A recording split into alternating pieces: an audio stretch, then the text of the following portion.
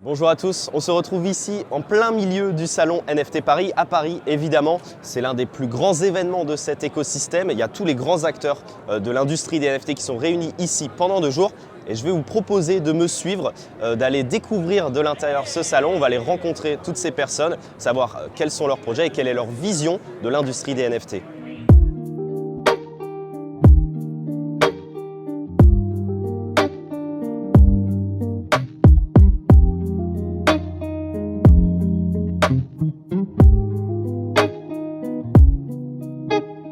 On est donc avec Ellie sur son stand. Est-ce que tu peux nous expliquer un petit peu ce que c'est que Rhapsody, qu'est-ce que tu fais au sein de Rhapsody et à qui, quel public vous essayez de toucher? Avec grand plaisir. Écoute, avec Rhapsody, on rassemble tous les plus grands artistes photographes du monde et on leur permet de diffuser leur travail sur la blockchain, donc d'avoir accès aux collectionneurs de NFT. On rassemble ces deux mondes à travers Rhapsody, qui est une sorte de communauté qui permet de créer cette communauté, donc un lien fort et sécurisé entre ces artistes et les collectionneurs. Le NFT est un outil créatif extrêmement, même fondamentalement révolutionnaire, et donc ces artistes qui ont l'habitude de travailler de manière plus traditionnelle, on les accompagne à imaginer leurs œuvres sous format NFT avec des créations originales. Vous avez déjà lancé une de ces campagnes, j'ai vu quelques photos qui apparaissaient à l'écran, quelques belles photos que je connaissais déjà alors que je ne suis pas quelqu'un du monde de la photo. Est-ce que tu peux nous dire un petit peu quels sont les 3 premiers photographes que vous avez eu, artistes photographes que vous avez eu avec vous pour cette première campagne? Écoute, il y a eu Stéphane Gladieux qu'on a lancé en octobre, Floriane Delacet, et Bruno Mouron et Pascal Rostin. Donc ils sont tous les deux, c'est un duo d'artistes, donc tu peux voir par exemple la photo qui est derrière. Par exemple là, Bruno Mouron et Pascal Rostin font les poubelles des stars, des gens connus, et font leur psychoportrait. Ils vont raconter leur histoire et la manière dont ils vivent. Là par exemple c'est John Travolta. Là, tu vois, je les connais par cœur, mais ce qui est drôle, c'est que John Travolta, tu le vois comme il est pilote d'avion. Tu vois, ils se sont amusés à refaire comme un terminal d'avion avec les bouteilles d'eau. Et quand tu les regardes en détail, tu vois leur vie. S'ils sont plus ou moins, tu vois, la manière dont ils mangent, ce qu'ils font. On a vu des contrats, des lettres secrets. Il y a la poubelle de Ronald Reagan. Il y a un papier des services secrets américains qui est simplement très légèrement déchiré. Il y a quand même ça dans sa poubelle. On peut reconstituer. Que tu peux reconstituer. Non, mais c'est hallucinant. Déjà, le NFT, c'est un one-one. Donc, c'est la seule œuvre de cet artiste-là qui a été certifiée et qui existe sous format digital. Donc, ça, c'est le NFT. Ce NFT va permettre de le mettre en lien, le collectionneur et l'artiste. Donc il y a une communauté qui va se créer, ils peuvent interagir quand ils veulent. Ils peuvent créer ensemble, imaginer ensemble beaucoup de choses. Et on a vu Stéphane Gladieux, lui, part aux États-Unis.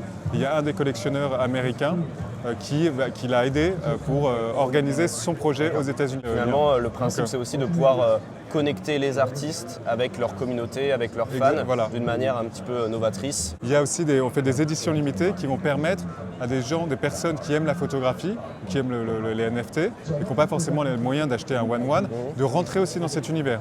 Donc d'avoir accès à des expositions, à des livres, des catalogues, à des rendez-vous avec le photographe, à des événements. Ok, c'est super intéressant. Ouais. Merci pour ton explication. Je pense qu'on mettra dans la description les liens vers Rhapsody. Et puis je te souhaite de passer une bonne journée ici et merci encore pour ton temps. Je te remercie. Merci beaucoup.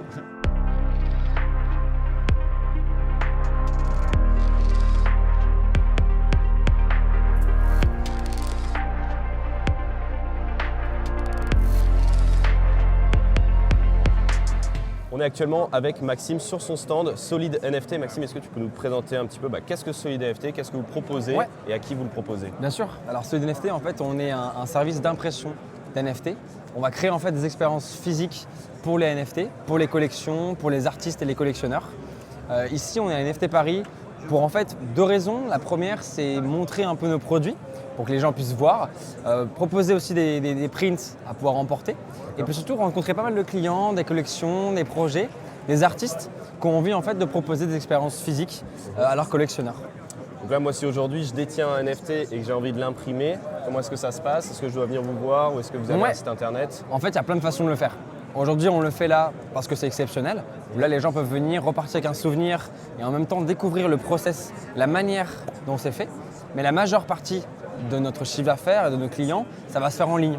En fait, on a un site où les gens peuvent venir connecter leur wallet, voir leur NFT, sélectionner celui qu'ils ont envie d'imprimer et puis après passer à la personnalisation, la taille, l'encadrement, les options, et puis après livrer partout dans le monde, recevoir chez eux. D'accord. Et tu peux nous donner une petite idée un peu du coût que ça représente pour imprimer son NFT? Bien sûr. Nous, en fait, on fait un prix à la surface. Donc tu vois, un format 40 par 40 cm, ça va être une centaine d'euros. On a un format tu vois, qui peut varier. Et après, il y a les options. Donc c'est toujours un peu difficile de donner une tranche, mais pour un bel NFT, un format qui se met bien chez soi, c'est une centaine d'euros. Ok, écoute franchement c'est top, les tableaux en plus sont plutôt pas mal. Moi il me manque plus que le NFT, mais je reviendrai l'année prochaine avec mon NFT, je le ferai imprimer ici. Trop cool, merci beaucoup. À toi, passe une bonne journée. À plus, salut.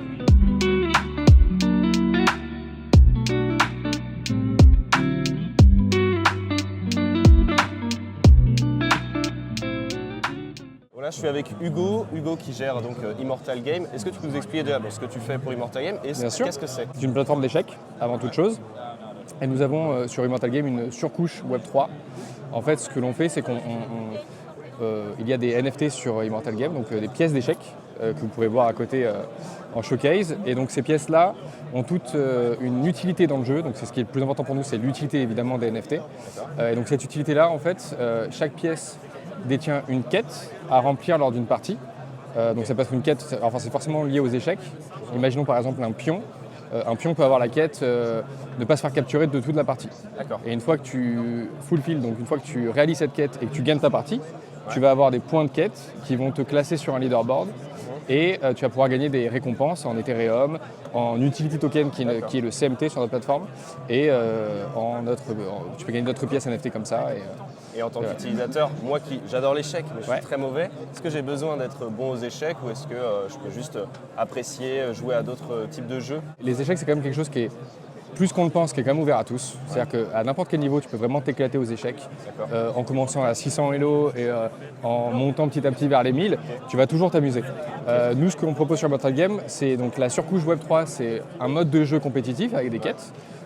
Tu peux choisir les quêtes qui te conviennent sur la marketplace pour avoir ton mode de jeu. Si tu es un peu plus débutant, tu vas prendre des quêtes un peu plus faciles à réaliser. Donc, tu nous parlais de votre roadmap. C'est quoi un petit peu les projets à venir dans les prochains mois ou les prochaines années? Là, on a une roadmap à court terme bien condensée avec beaucoup de choses qui vont arriver. Donc, une des premières grosses features, on va ouvrir l'application mobile assez rapidement, normalement fin Q1 ou Q2 2023. Et par la suite, on va agrémenter au fil à mesure de l'année des features. Donc, ce que je te disais avant, c'est-à-dire les analyses de parties qui vont arriver assez vite. Également des puzzles. Les puzzles, c'est très important pour s'améliorer. C'est en fait un petit gameplay où tu dois trouver le meilleur coup et tu dois en faire le plus possible pour t'améliorer. Dans la formation des gens sur ce Exactement. jeu. C'est ce qui est très populaire auprès des joueurs. Merci beaucoup. Bonne journée à toi. Bonne journée. Merci.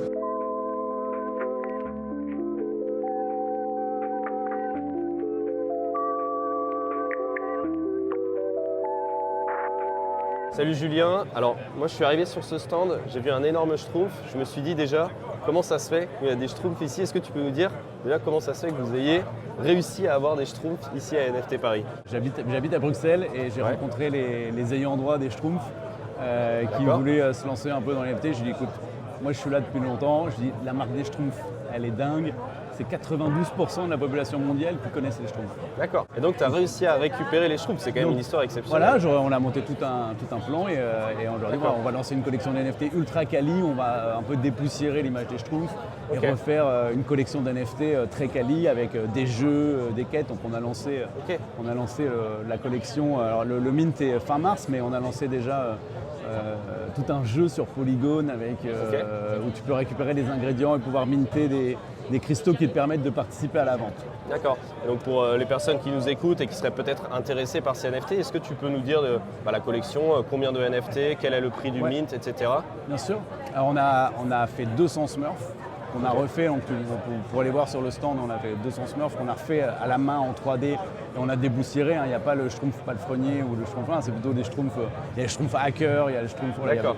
Vraiment, ils sont très cool, avec une grosse créa graphique, on a tout refait en 3D. Et chaque Smurf, donc il y en a 200, et chaque Smurf est décliné en 50 versions génératives. C'est comme si on avait fait 200 collections. D'accord. Donc 200 collections de 50 NFT exactement. À un prix de mint. Donc il n'y a pas de prix de mint, on va faire un price discovery fin mars, il y aura ce qu'on appelle une bucket auction, ce qu'a fait Doodle par exemple, qui est très cool, qui permet à n'importe qui de venir bid. Et les 2000-3000 premiers à bider fera le Prize Discovery. Et ensuite, ceux qui ont des cristaux, donc ceux qui ont participé au jeu qu'on a fait sur Polygon, ont eu des cristaux qui permettra d'avoir un discount sur le prix de l'enchère qui s'est passée la semaine d'avant. Ok, et après vous développez tout un écosystème avec des jeux peut-être, j'imagine. Exactement, on prépare tout un jeu sur mobile qui va être assez dingue, où il y aura plein de quêtes, plein de collabs avec des marques, où il y aura plein de choses à gagner, etc. On a déjà fait des drops de tokens à tous ceux qui possédaient des cristaux, etc. On travaille beaucoup avec les artistes. Là, le grand schtroumpf qu'il y a devant toi, ça a été fait par André Sareva, qui est un artiste français assez connu, qui est venu taguer le Smurf, qu'on a imprimé entièrement avec l'imprimante qu'il y a derrière, avec le plastique de la conférence. Donc c'est des bouteilles en plastique, ça crée le filament et ça a imprimé ce Smurf-là. Et André est venu le taguer. Il est en vente aux enchères jusqu'à demain soir. Ok, d'accord, c'est super. Et rappelle-nous juste la date de mint de la collection. C'est fin mars, il n'y a pas le truc, mars. mais vous pouvez nous suivre sur Twitter, on donne toutes les infos, on montre un peu la collection, etc. Ok, on vous souhaite tout le succès pour le mint et puis on suivra ça évidemment de près. Eh ben, avec grand plaisir. Merci beaucoup pour ton temps. Avec plaisir, merci. Allez, bonne journée. Salut.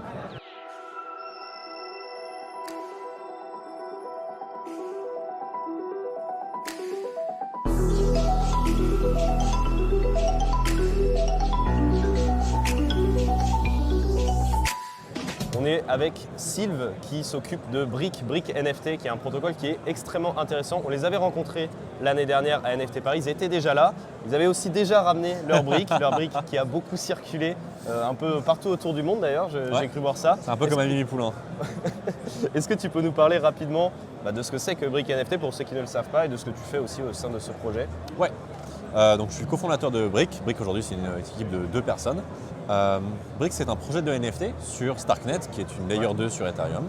Et le principe de Brick c'est que ça fonctionne un petit peu comme des Lego. Tu peux construire des NFT avec des briques. Par exemple si tu as 100 briques, tu peux construire une maison. Ta maison existe, c'est un NFT, elle a 100 briques dedans.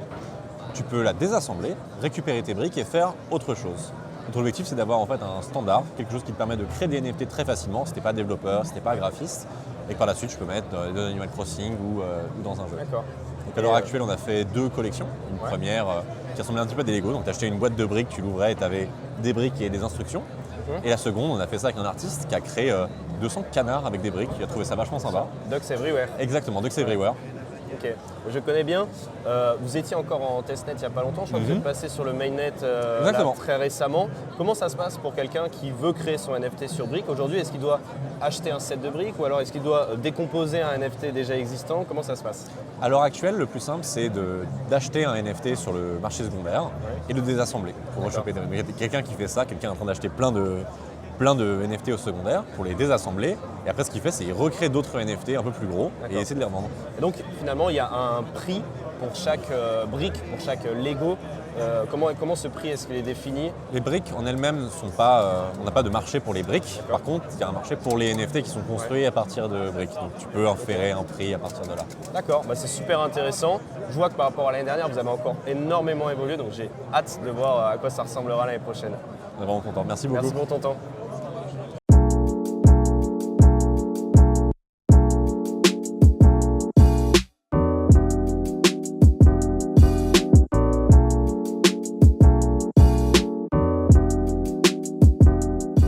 On est avec Neil de BEM Builders. Merci de nous recevoir ici sur ton stand. Est-ce que tu peux nous expliquer ce que vous faites chez BEM Builders et toi aussi ce que tu fais dans ce projet? Grave, moi je suis Neil, le CEO de BEM Builders.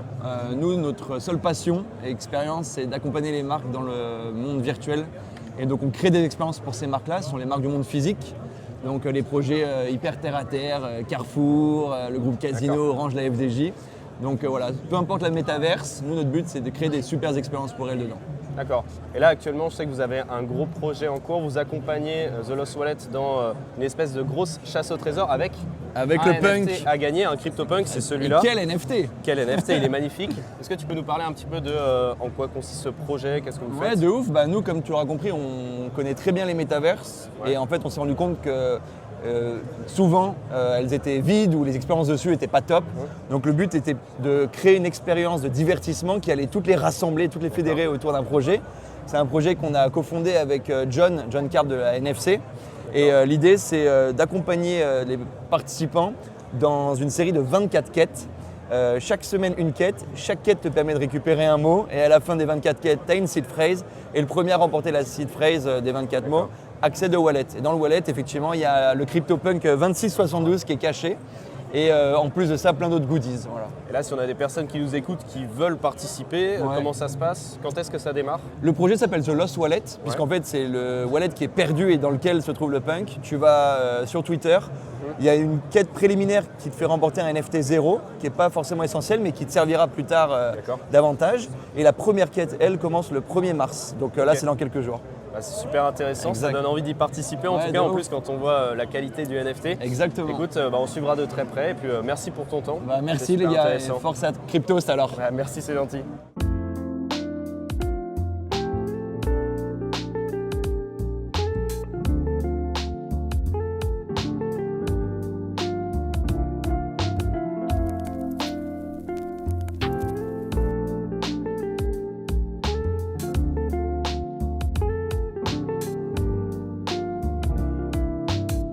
On a pu profiter de ce salon NFT Paris pour rencontrer plein d'acteurs de l'écosystème des NFT. On a beaucoup discuté avec eux, on a pu en interviewer certains. Vous aurez donc les vidéos qui arriveront prochainement sur la chaîne YouTube justement. Comme vous avez pu le constater, il y avait de nombreux projets qui étaient déjà présents à l'édition de l'année dernière et qui ont bien grandi, mais aussi pas mal de nouveaux projets. On voit que cet écosystème se dynamise et se développe très rapidement.